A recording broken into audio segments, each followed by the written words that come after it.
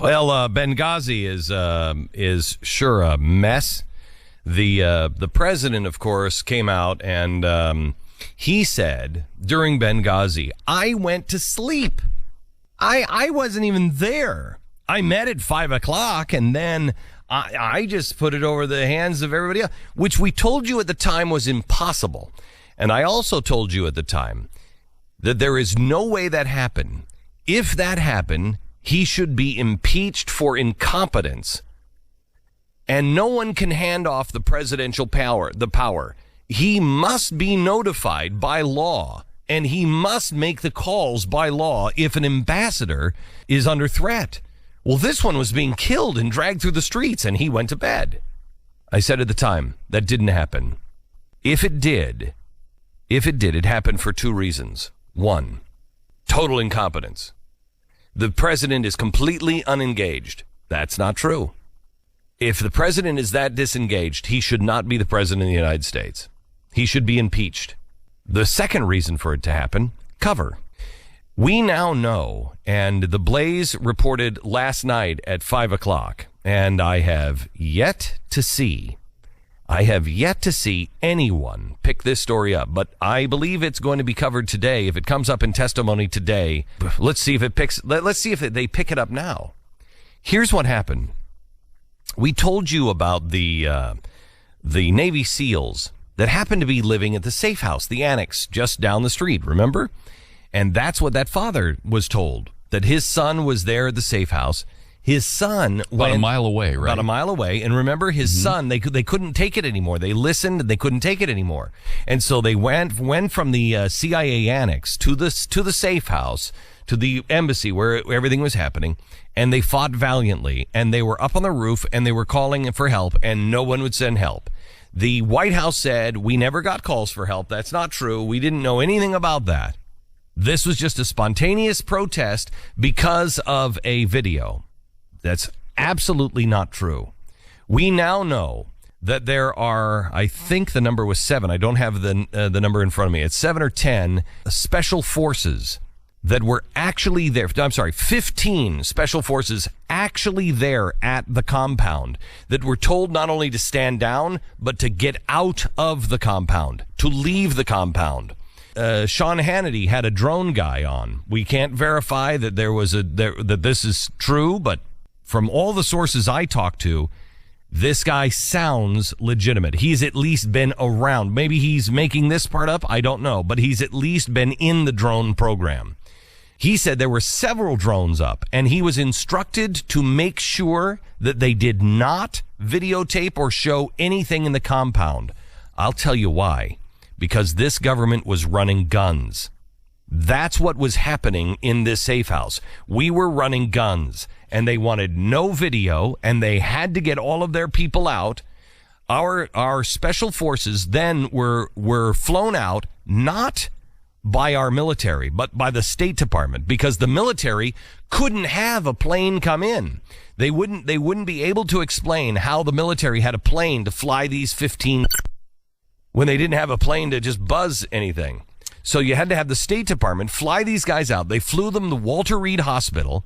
And at Walter Reed Hospital, they were all put on non-disclosures and threatened with an inch of their life. They are not to talk about anything. So far, they haven't said a word. We know they exist. We'd sure like somebody in Congress to ask the question, where are they? We want to talk to all of the survivors, and we want them to testify, all of the survivors. The man who called us, whose son was lost, we're now finding out he wasn't at the annex. That was the story we had that we broke. This is where we got it wrong. He was much more of a hero. He was actually in Tripoli, and he and another guy went and commandeered an airplane. We're told to stand down. They said, bull crap, we're standing down. They commandeered an airplane. They flew to Benghazi. They got to the ambassador, and that's where they made their final stand. Those guys are heroes, and nobody in America seems to care. Impeachable. You know now why the president said he was away from it. I met at 5 o'clock, and then I had nothing to do with it. because I'm telling you, it is going to come out that we are running guns to the Muslim Brotherhood in Syria. We were running them through Turkey. And if that isn't enough, if you want more, then ask yourself, the Muslim Brotherhood operative from CARE, would somebody on the Blaze give me the information on that man I've been asking for a while? I'm telling you, there is more here in Dallas. The guy who was running the vice president of CARE here in Dallas, he went over to Turkey, which is the guy, the ambassador was meeting with the ambassador from Turkey in Benghazi. We were running guns from Benghazi to Turkey into Syria at the behest of the Saudi government for the Muslim Brotherhood. You don't need you don't need bloodhounds to figure this one out. The guy from Dallas, he's a CARE member. He's the vice president of CARE in Dallas. He flies over with his school teacher wife. What are they teaching our kids at school? Well, his school teacher wife, and he flew over from Dallas, where he left the organization CARE, went to Turkey in December. In January, he's named as the head of the terrorist group for the Muslim Brotherhood that the Saudis asked us to back. That's where he is now. When you see that the rebels happen to have gas and they're using chemical weapons, and our administration says, no, they don't have chemical weapons. We don't know anything about chemical weapons, and that's too sophisticated for these people. Well, they should know, because the guy who's running that operation was the guy here in Dallas, member of CARE. All the president have to do is go down a couple of doors here from the Oval Office and just ask one of the CARE or Muslim Brotherhood members that he has surrounding him and advising him. He just have to ask him, do they have chemical weapons? Because could you just call him up? Call him up. Get him on the cell phone. I'll talk to him. I know him. We go way back, I'm sure. I'm telling you, this is, as I said on the day Benghazi happened, this is bigger than Watergate. This is the biggest scandal in American history. I can't think of another one, because it involves the president directly lying. It involves the State Department and the Secretary of State directly lying. It involves our CIA changing documents for the press and changing the story.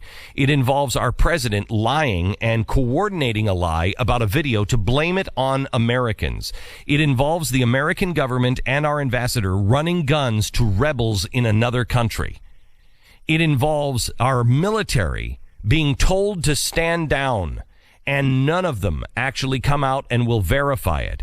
It involves our military abandoning our special forces. And it involves our press covering it all up because they knew. Tell me, can you think of a bigger scandal? Can you think of a bigger scandal? And because so many people are involved, this thing isn't ever going to go anywhere. It will all depend on you